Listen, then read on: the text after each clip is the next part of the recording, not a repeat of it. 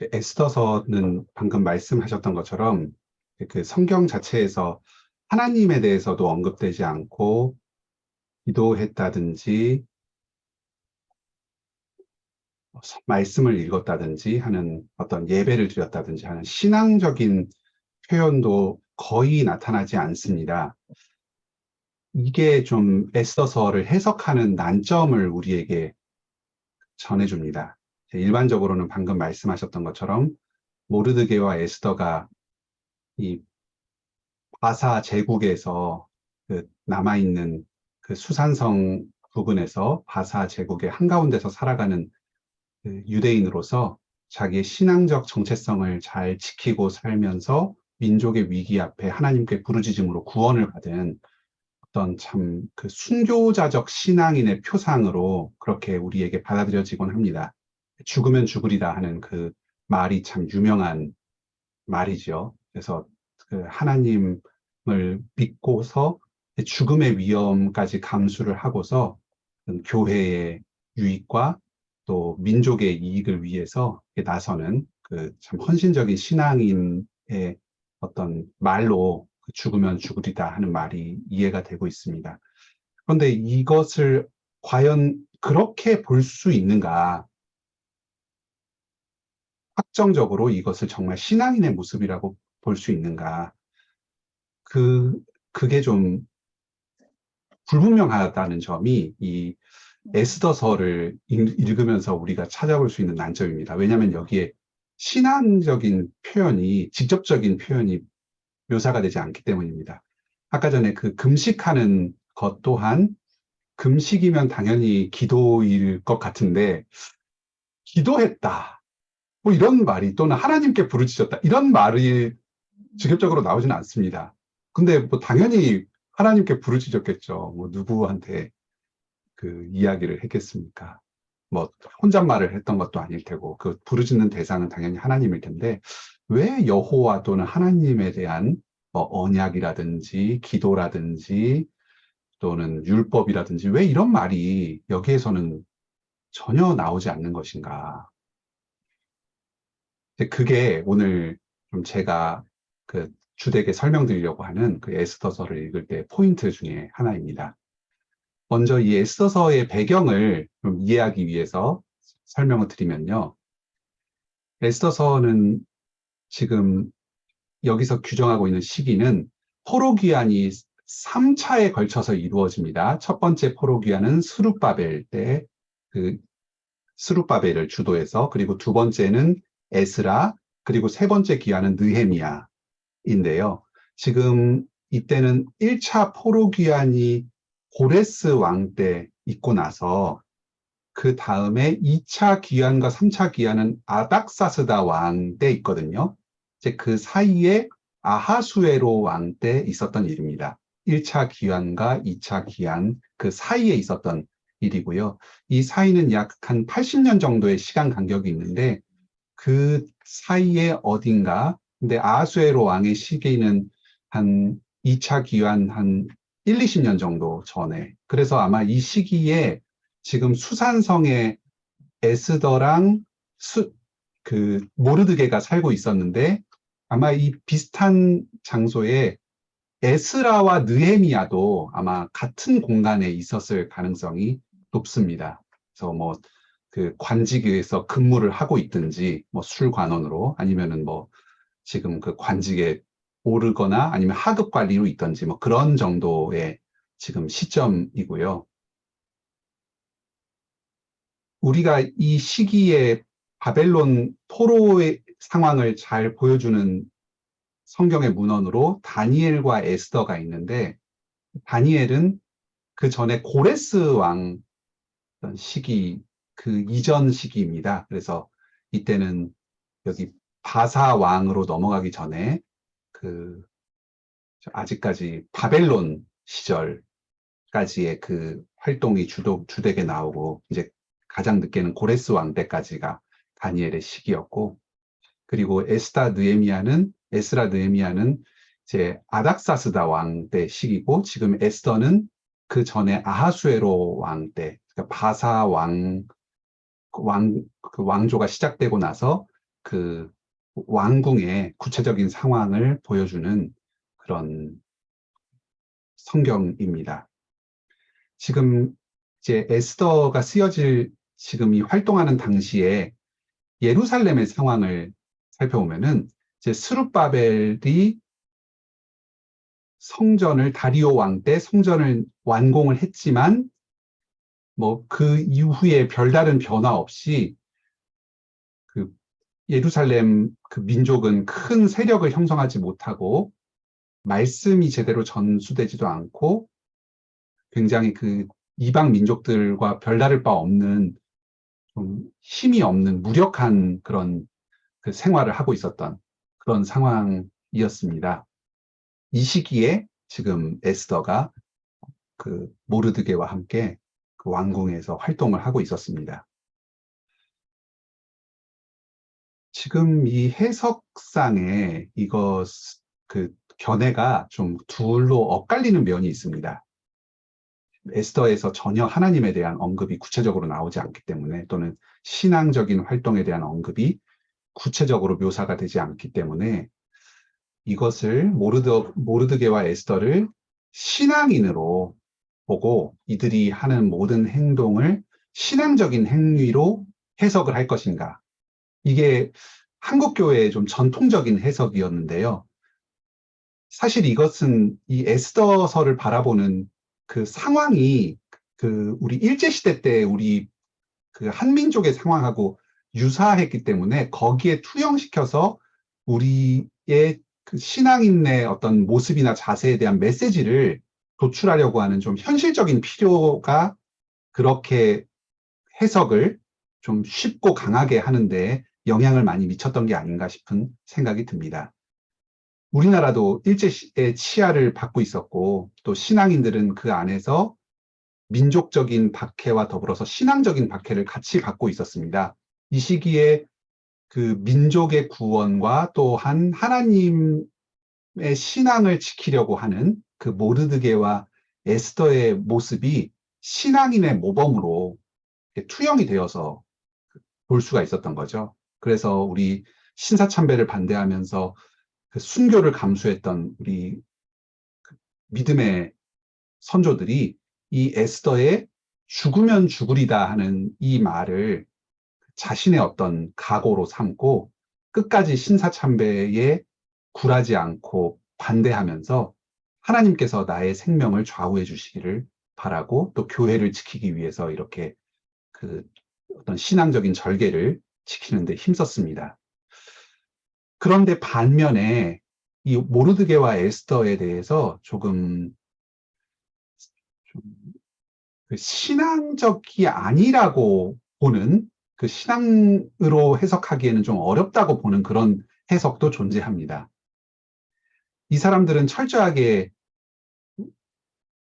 페르시아의 문화에 편입되어서 그 왕궁에서 정치적으로 성장하기 위해서 모르드게는 자기의 정치적 입지를 다지고 또 에스더도 왕후의 자리에 오름으로써 그 자기가 그 영향력을 페르시아 왕궁에서 확보하기에 힘썼고 이를 위해서 하만이라는 정치적인 반대자를 제거하고 또 그 지역의 유대인들의 지지를 얻고자 그 자기 민족에게 기여하는 그런 여러 활동들을 해서 지금 이 에스더서가 쓰여졌다. 이렇게 좀 해석을 하는 것입니다.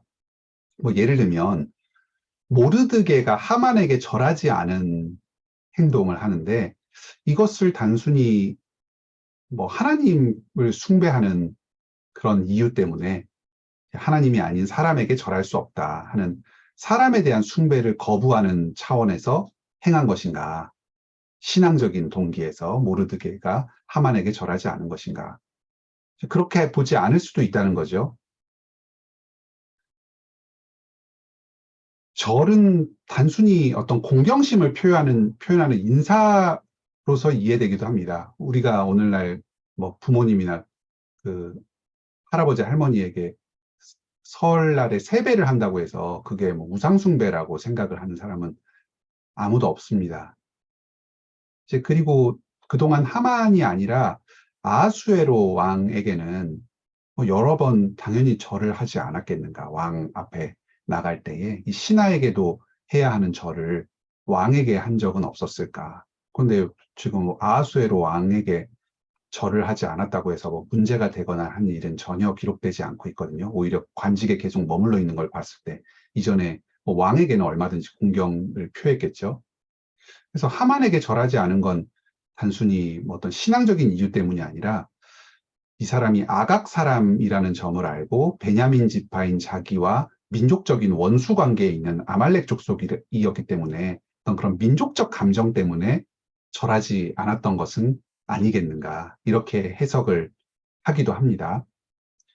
또 에스더가 죽으면 죽으리다 하면서 그 왕의 앞에 나간 것은 이제 지금 모르드게가 이제 에스더에게 일종의 협박을 한 거죠. 너는 계속 그 너의 생명을 유지할 수 있을 줄 아느냐. 너가 이제 밝히지 않으면은 너가 그 왕에게 청원을 해서 이 일을 막는데 힘을 보태지 않으면 너가 유대인이라는 것을 폭로하겠다.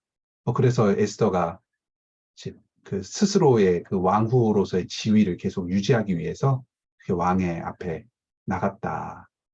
그렇게 이제 해석을 하기도 합니다. 그래서 이 두 사이에서 어떻게 이걸 볼 것인가.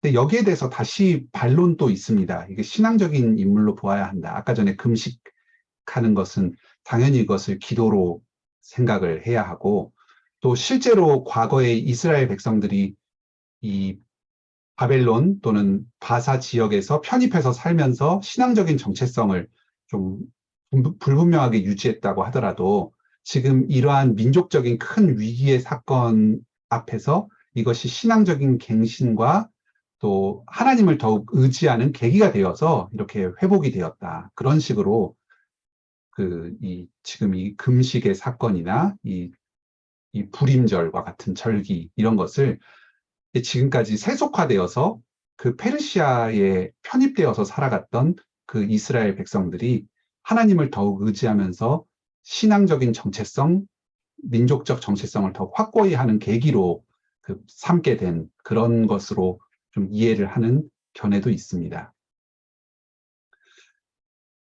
이제 또한 에스더가 지금 계속해서 왕궁에 있다고 하더라도 그 왕후로서 자기의 신변에는 어떤 큰 문제가 생길 것이 없고 모르드게와 에스더는 스스로의 그 신앙을 그 민족을 밝히지만 않으면 이제 모르드게는 죽을지 모르겠지만 에스더는 계속 스스로가 유지가 될 수도 있는데 이런 식으로 위험을 무릅쓰고 나서고 또 자기가 왕에게 나설 때 금식을 부탁한 것 이런 것은 하나님을 믿는 신앙의 기초가 있었던 것 아니냐 뭐 그렇게 해석을 하기도 합니다. 어쨌든 이걸 신앙적인 인물로 볼 것인가 아니면 단순히 세속적이고 정치적인 인물로만 볼 것인가 이런 것에서 이런 여러 의견들이 나뉘고 견해에 따라서 관점에 따라서 달리 해석할 여지가 있다는 것을 짧게 설명을 드린 것입니다. 이것 자체가 지금 이 에서에서는 불분명하게 기술이 되어 있습니다. 이렇게 보이기도 하고 저렇게 보이기도 합니다. 그것 자체가 어쩌면 그 에스더서가 의도하는 의도가 아니겠는가. 말하자면 이 세상 가운데에 깊이 물들어 있어서 이제 에스더 같은 경우는 스스로 유대인이라는 것도 밝히지도 않고 또 왕궁에 들어가 가지고 왕후가 되기 위해서 주는 음식 넙죽넙죽 잘 받아 먹고 장식으로 치장도 하고 이렇게 왕 앞에서 스스로를 드러내면서 나아간다는 말입니다. 이제 이런 모습은 우리가 저 다니엘서에서 보던 다니엘과 친구들의 모습하고는 좀 상반되거든요. 이 사람들은 이제 그 왕궁에서 속해서 점성술사로서 이렇게 훈련을 받고 있던 그 중이었음에도 불구하고 그들이 제공하는 우상에게 바쳐졌던 음식을 먹는 것도 거부하고 오히려 그러면서도 이제 스스로가 더 용모가 뛰어날 수 있다. 또 그리고 스스로 기도하는 것을 포기하지 않고 다른 사람들이 보건 보지 않건 그 정해진 시간에 기도를 하고 이런 신앙인으로서의 모습, 정체성을 결코 잃지 않으려고 노력을 했지만 에스더나 이 모르드게는 이제 스스로가 유대인이라는 것도 잘 드러내려고 하지 않으면서 이렇게 행동을 했다는 말입니다. 특히 에스더 같은 경우에는 그랬죠. 모르드게는 스스로 직접 유대인이라는 걸 밝히면서 하만에게 절을 하지 않는 그런 그 행동을 했지만 에스더는 그렇지 않았단 말입니다. 이런 모습 자체가 지금 이 세상 속에 깊게 물들어서 신앙인지 그렇지 않은지, 기독교인인지 그냥 넌 크리스찬인지를 알기 힘들 정도로 이 세상 가운데 깊이 동화된 그러한 우리들의 모습을 보여주는 것과 비슷하지 않는가 싶습니다. 평소에는 뭐 기도도 한번 하지 않고 하나님을 잘 찾지도 않지만 이런 어떤 민족적인 큰 사건이 있을 때에는 결국 의지할 수 있는 것이 사람의 힘으로는 해결할 수 없고 하나님밖에 없기 때문에 이제 그럴 때에 겨우 하나님을 간절히 찾으면서 부르짖고 하지만 그럴 때에도 하나님의 이름을 정확하게 부를 정도로 그 하나님에 대한 분명한 지식과 신앙이 없는 거죠. 지금 이 민족 전체가 그 포로로 끌려온 지 약 100년이 넘은 시점입니다. 그래서 지금 신앙 자체가 상당히 계승 전수가 잘 안 되고 말씀도 좀 잘 전해지지가 않고 다만 어떤 그 유대인이라는 민족적인 의식과 정체성이 전해져 내려오면서 좀 명목상의 여호와 신앙, 여호와라는 어떤 하나님의 이름과 그 어떤 형식 이런 것들만 좀 전해져 내려왔을 가능성이 높지 않나 싶습니다. 즉, 이 에스더서에서 하나님의 이름이나 여러 뭐 율법이라든지 여러 신앙적인 표현들이 많이 드러나지 않는 것 자체가 당시의 그 페르시아 사회 가운데 깊이 물들어서 그 신앙적인 정체성을 제대로 확고하게 유지하지 못하고 있었던 그 유대인의 모습을 잘 드러내 보여주는 것 아닌가. 이제 그런데 여기서 중요한 것은 이제 그렇게 이 사회 속에서 깊이 편입되어 살고 하나님에 대해서 제대로 알지 못하는 이런 사람이라고 하더라도 이러한 절박한 상황 가운데 좀 불충분한 지식으로나마 하나님께 간절히 부르짖으며 기도할 때에 주님께서 그들의 그 기도를 들으시고 구원해 주신다는 거죠. 그것은 분명합니다. 이것은 하나님께서 섭리 가운데 역사하셔서 이들의 모든 그 상황들을 배후에서 조율하셔서 유대인들을 구원하는 그 구원의 역사가 이 에스더서에 분명히 있었다. 이것은 아주 확실한 사실입니다. 우리의 신앙, 당시의 모르드게와 에스더의 신앙은 불분명합니다. 그런데 하나님의 구원의 능력은 그리고 그분의 신실하심은 분명하게 드러납니다.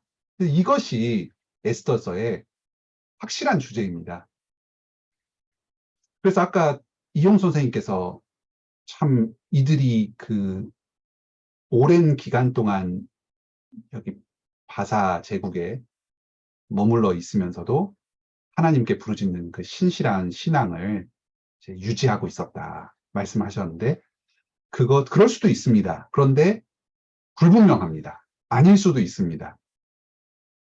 하지만 만약에 아니라고 하더라도 다만 이들이 참 그 하나님에 대한 이름과 어떤 신앙의 형식만을 그 유지한 그런 아주 작은 신앙을 가지고 있었다고 하더라도 이들이 위기의 상황 가운데서 하나님께 부르짖을 때에 하나님께서 그 기도에 응답하시고 섭리 가운데 역사하셔서 이 민족을 구원하여 주시고 보존하여 주신 그 주님의 신실함이 여기서 드러나지 않는가.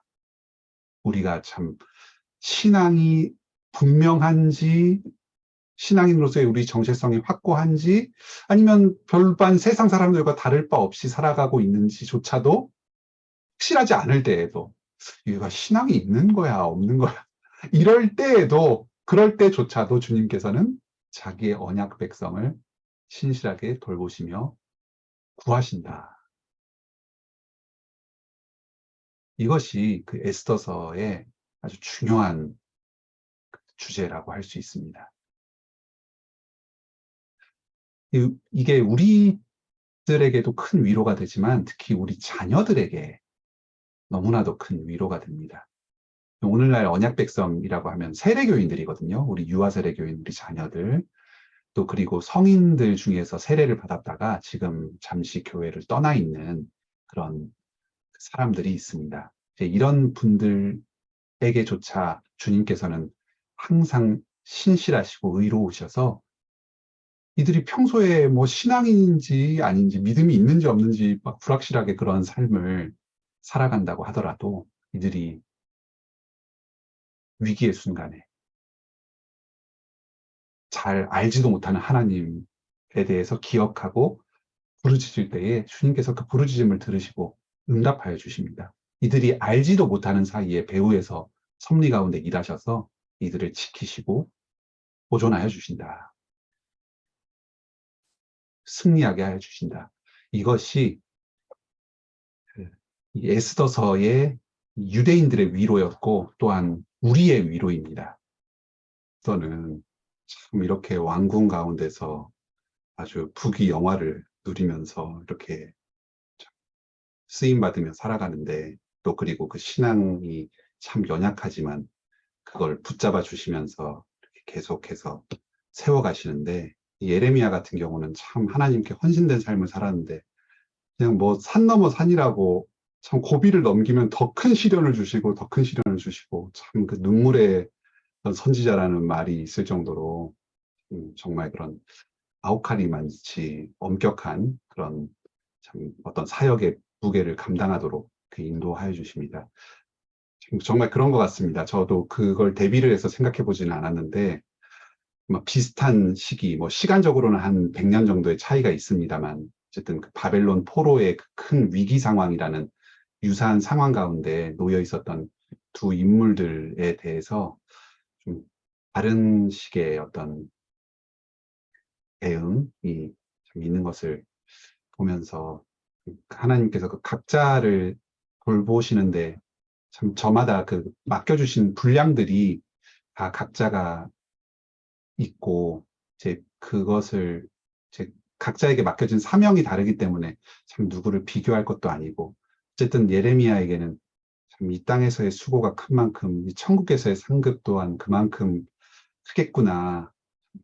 또 그리고 그 고난 가운데서 하나님의 큰 위로를 누리면서 예수 그리스도와 참 닮는 그런 기쁨이 또 우리가 알지 못하는 그 신앙의 비밀이 또 예레미야에게 아마 주어졌을 것으로 봅니다. 이런 모르드게나 에스더는 참 그 죽음의 어떤 위협을 그 주님과 함께 건너는 그 가운데서 신앙이 크게 성장하고 하나님의 은혜를 체험했겠는데 예레미야에게는 그러한 그 신앙적인 그 주님과 동행하는 그 체험이 아주 굉장히 많았을 것 같습니다.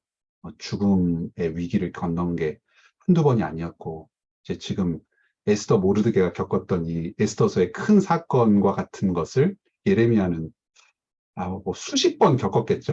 사역을 하면서, 30년 사역하면서 뭐 아주 훨씬 많이 겪었을 텐데, 그만큼 그 하나님의 은혜와 위로가 예레미야에게 넘치지 않았겠는가.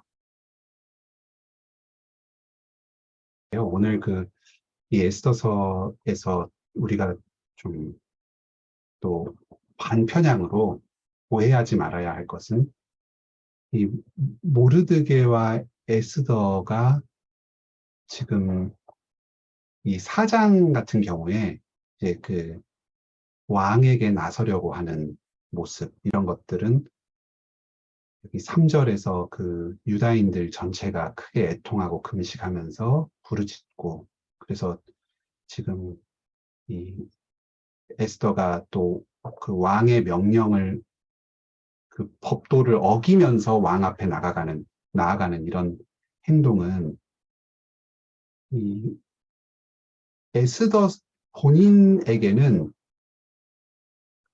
신앙이 여기에 있었다고 보는 것이 설득력이 있을 것 같습니다. 이제 그런데 이것 자체가 좀 분명하게 드러나지는 않는 거죠. 그런데 이제 에스더 본인은 하나님을 의지하면서 이 자리로 나아갔을 겁니다. 그러니까 우리가 그냥 아무렇게나 살고 막 산다고 하더라도 하나님께서 그것을 다 뭐 지켜주시고 복 주신다. 이런 식으로 이해해서는 안 되고, 이제 우리가 지식이 부족하고 또 그리고 구체적인 그 방식의 면에서 미흡한 면이 있다고 하더라도 참 아무리 그 부족한 상태에서라도 주, 주님을 의지하면서 내 나름대로 참 신앙 그 믿음으로 그 도우심을 구하며 그 주님께서 길을 열어주시길 구하면서 앞으로 나아갈 때에 주님께서 그것을 사용하여 주셔서 구원의 일을 이루시고 또 교회를 보존하여 주신다 하는 점입니다. 그래서 여기 우리가 그 믿음으로 참 우리의 그 부족한 지식으로나마 순종하면서 나아갈 때 주님께서 역사하신다 하는 점을 뭐 부인할 수는 없겠고요. 그리고 두 번째로 주님께서 결국 이 백성들을 구원하여 주신 게 단지 백성들의 생명을 보존하고 그 이 왕궁의 이저 제국에서의 지위를 유지시켜주는 그냥 현세적인 어떤 이익과 복을 누리도록 하는 데에만 국한된 것은 아니었습니다. 이것은 지금 하나님 나라 전체의 관점에서 하나님의 백성들과 하나님의 원수들의 대결의 가운데에 하나님께서 승리를 이루어 가시는 그런 과정으로 보아야 합니다. 지금 여기서 나오는 이 모르드게, 에스더 집안의 그 모르드게와 또 하만은 이제 서로 모르드게는 베냐민 지파의 후손으로 지금 언급이 되고 있고요. 반면에 하만은 아각 자손이라고 여러 번 반복해서 강조됩니다. 여기서 뭐 어떤 다른 신앙적인 면은 나오지 않는데 이런 민족이 아주 강조가 돼서 나오고 있는 게 이게 상당히 그 메시지가 있습니다. 이제 베냐민 지파와 아각 후손이라고 하면은 사울과 아각의 전투를 떠올리게 합니다. 사무엘상 15장에 보면은 그 사울이 왕이 되고 얼마 뒤에 하나님께 명령을 받아서 그 아멜렉 족속의 아각이라고 하는 왕과 싸워서 전투를 하게 됩니다. 그런데 거기서 이제 하나님의 도우심으로 사울이 큰 승리를 거두는데 마지막에 그들을 진멸하라는 명령을 어기고 그 아각 왕도 풀어주고 그리고 거기에서 이제 그 좋은 소 이런 것들을 하나님께 제사 드린다는 명분으로 남겨서 데리고 오는 그런 큰 잘못을 저지르거든요. 그래서 하나님께서 이제 그 다윗 그 사울의 불순종을 보시고 그를 이제 심판하시고 다윗을 왕으로 세우시려고 하는 그 결심을 하는 어떤 결정적인 사건 중에 하나로 사울의 불순종을 강조하는 그 사건으로 언급이 됩니다. 이 아각, 즉 아말렉 족속을 하나님께서 징계하시고자 했던, 심판하시고자 했던 이유는 조금 더 앞으로 거슬러 가서 출애굽기 17장으로 올라갑니다. 당시에 이스라엘 백성들이 그 애굽 땅을 나와서 그 홍해를 건너서 이제 광야 여정을 시작을 하는데 그때 이스라엘 백성들이 그 애굽인들에게서 받은 각종 보석들과 재물들, 양떼들 이런 것들을 굉장히 많이 가지고 왔습니다. 일종의 하나님의 전쟁에서 승리한 그 군대가 약탈물들을 취해서 가지고 오는 것처럼 전리품들을 가지고 오는 것처럼 큰 어떤 애굽의 그런 보화들을 지니고 나오거든요. 이제 이것들은 그 장자를 죽이는 그 하나님의 심판 이후에 이 애굽의 사람들이 크게 두려워서 이들이 나갈 때에 그 주변에 있는 마을 사람들이 막 스스로 이제 돈을 바치면서 제발 우리 곁을 떠나달라 했던 것으로 보입니다. 그래서 이 모아가지고 나온 이 큰 재물들을 가지고 나중에 가나안 땅에 정착할 때 어떤 국가 설립을 위한 자금으로 아주 유용하게 쓰고 또 40년 동안 광야 여정 가운데서도 어떤 그 유목 민족들이랑 거래를 하면서 생계를 유지하는 한 수단이 되었을 것으로 짐작이 되는데요. 어쨌든 이들이 이런 많은 보석들, 그 재물들을 가지고 있다는 사실을 알 주변의 유목민족들이 그 광야 여정 가운데 굉장히 약탈을 많이 했습니다.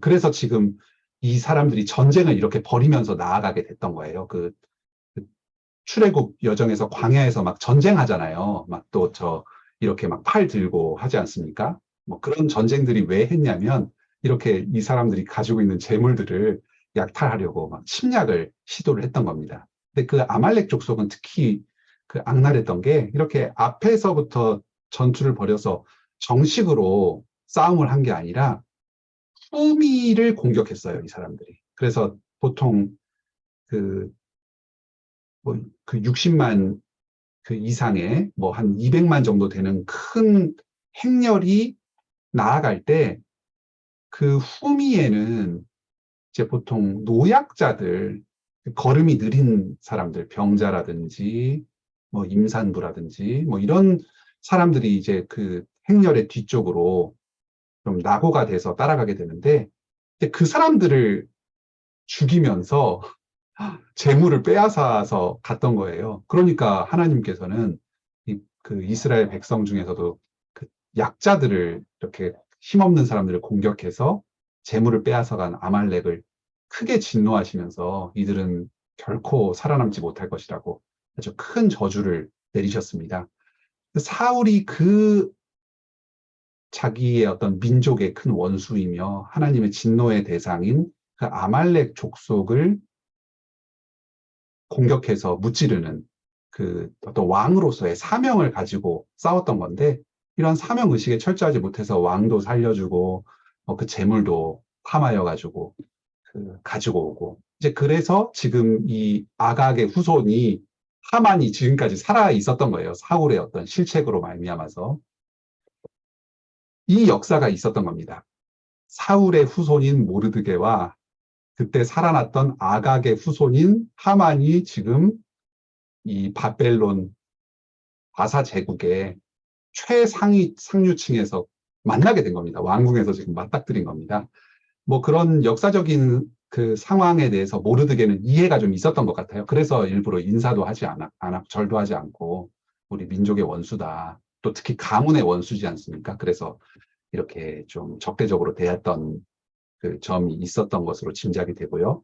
그런데 하만 또한 뭐 그런 게 있었던 것 같습니다. 그러니까 유대인들을 전체적으로 말살을 하려고 했죠.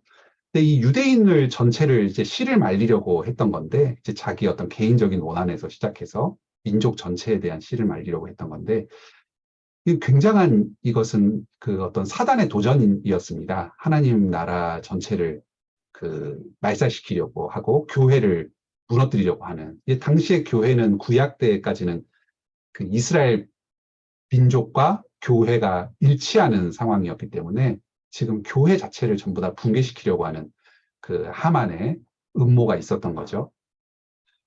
이어 비견될 만한 일은 이게 얼마나 큰 사건이냐면요.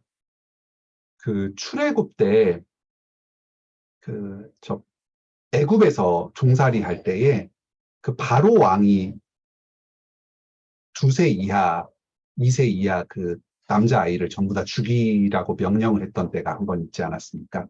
그리고 또 예수님 태어나실 때 헤롯 대왕이 그 예루살렘 주변에 있는 인근에 있는 남자아이 다 죽이라고 했던 굉장히 그 두 가지가 큰 사건이었는데 이런 사건에 비견될 만한 일이었습니다. 어떤 교회를 말살시키고 그리스도의 탄생을 방해하려고 하는 사탄의 배후에서의 음모가 작용을 하고 있었던 거죠. 만약에 이 하만의 음모대로 유대인들 말살됐으면 예수님은 다윗의 자손으로서 오실 수가 없었을 겁니다. 왜냐하면 유대인 자체가 민족 자체가 소멸되었기 때문에 이 에스더는 뭐 그런 것까지는 생각을 못했겠죠. 모르드게도 뭐 그런 뭐 예수님을 예비한다, 교회를 예비한다, 뭐 그런 정도까지는 생각을 못했을 겁니다. 그냥 민족을 보존하고 자기의 생명을 보존하고 또 이 바사에서의 자기의 지위를 보존하는 뭐 이런 정도의 생각이었을 텐데 하나님께서는 어쨌든 그들의 그 부족한 지식과 또 부족한 순종을 사용하셔서 하나님 나라의 위대한 일을 이루시고 주님의 뜻을 이 땅 가운데 이뤄 나가시는데 그들을 사용하여 주시는 것입니다. 모르드게와 에스더는 의식하지 못했을지 모르지만 어쨌든 그들의 헌신, 순종과 또 그 결과로 인해서 느헤미야의 성벽 복원이 이루어지고 또 길게는 그 하나님 여호와 신앙이 잘 보존되어서 예수 그리스도의 탄생과 또 바울 사도에 의한 복음 전파가 또 전 세계에 그리스도의 복음이 전파되는 일이 예비되는데 모르드게와 에스더가 귀하게 쓰임 받은 것입니다. 그래서 그냥 단순히 주님께서 우리를 지켜주신다고 할 때 그냥 우리를 안전을 지켜주시고 보호해 주시는 여기에만 그치는 것이 아니라 하나님 나라의 뜻을 하나님의 뜻을 이 땅에 이루어 가는데 그 우리의 그 부족한 수고와 헌신을 사용해 가신다. 그런 점을 좀 지적해 드리겠습니다. 이 모르드게는 굉장히 필사적이었습니다. 왜냐하면 이제 그 하만이 자기를 의식해서 이 칙령을 만든 것이었기 때문에 다른 유대인들 중에서는 혹시 신분을 숨기고 살아남을 수 있는 가능성이 조금이라도 있을지 모르겠지만 모르드게는 아예 그냥 장대까지 만들어 놓고 하만은 장대까지 만들어 놓고 모르드게를 죽일 것이다 이렇게 공언을 하고 있었기 때문에 그 칙령 발효되는 날 가장 먼저 죽을 사람이었거든요. 그래서 어쨌든 자기의 생명을 보존하는 데에도 참 그 노력이 필사적이었고 그래서 여러 가지로 아주 절박한 심정으로 이, 그 어떤 이 칙령을 번복하는 데에 힘을 쓸 수밖에 없었습니다. 물론 또 민족에 대한 그런 애정이나 이런 것도 있었겠죠. 에스더의 지혜를 또 언급을 해주셨는데요. 아주 두드러집니다. 특히 에스더가 그 임금과 하만을 잔치에 초대를 하고 두 번째 초대해서 이 말을 하는 이러한 그 전체적인 과정이 이 사람이 괜히 왕후의 자리에까지 오른 게 아니다. 아주 이걸 그, 그 아수에로 왕이 설득이 되게끔 지혜롭게 이야기를 하면서도 또 그 현장에 있는 하만까지 그 연루시켜가지고 그들을 처형시키는 뭐 그래서 뭐 이런 식으로 이야기를 했던 거죠. 그 잠시 그 왕이 바람을 그 쐬러 화를 시키려고 바람 쐬러 나갔던 사이에 하만이 자기에게 와서 막 바짓가랭이를 붙잡고 제발 나 좀 살려주십시오 하고 이야기를 하는 것을 왕이 들어올 때 순간적으로 이 사람이 지금 나를 노리고 있다 하면서 좀 왕의 여자를 그 탐하는 것처럼 이렇게 이야기를 해서 그 하만을 궁지에 몰아넣거든요. 이것은 아주 순간적인 기지가 발휘되었다고 볼 수 있는데 왜냐하면 지금 뭐 대낮에 공개된 장소에서 뭐 그 하만이 아무리 정신이 나갔다고 하더라도 그 왕후를 감히 탐하거나 할 수는 없는 상황이었는데 이제 그런 식으로 어떤 그 하만을 처형할 명분을 만들어 가지고 왕에게 이야기를 했고 왕도 뭐 설마 하만이 그렇다고까지는 볼 수 없었겠지만 하만에 대한 배신감과 분노가 이제 올라와 있는 상황 가운데에서 이제 그 모습을 보고 이제 그 명분을 찾아서 이제 하만을 직결 처형을 할 수 있었던 거지요. 그래서 이 어떤 말을 하고 논의를 하는 이런 과정 자체가 아주 지혜롭고 참 슬기로웠다. 이제 그런 점은 뭐 의심할 여지가 없습니다. 주님께서 이런 참 지혜 있는 사람들을 그 사용하셔서 참 하나님의 일을 이루어 가시는 것 보면 우리가 그냥 막연하게 이런 신앙으로 주님을 믿는 믿음으로 한다. 이제 그런 태도도 참 중요하지만 실력과 지혜를 잘 갖추는 것도 참 중요하다. 그런 생각도 듭니다.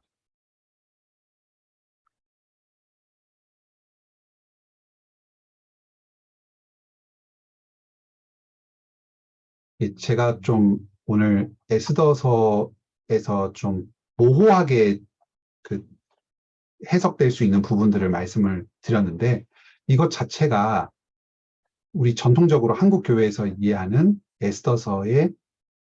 에스더와 모르드게의 신앙을 강조하는 것에 대해서 제가 뭐 반박을 하거나 하는 의도가 전혀 아니었다는 걸 다시 한번 말씀드립니다. 이제 그렇게 그 사람의 신앙과 어떤 믿음의 결의, 이런 것을 강조를 하면 지금 이 책 전체에서 나타나는 그 하나님의 역사, 하나님의 통치, 이게 에스더서의 가장 중요한 주제인데 상대적으로 이것이 좀 약화될 수가 있습니다. 그래서 지금 이 에스더서에서는 어떤 신앙적인 헌신, 각오, 이런 것은 좀 희미하게 기술이 되어 있고 하나님께서 주권적으로 역사하셔서 자신의 언약 백성을 보존하시고 이들을 그 신앙으로 다시 세우시는 그런 점이 훨씬 더 강조가 되어 있기 때문에 그 강조점이 충분히 우리가 주목해야 한다. 이 점을 말씀드리기 위해서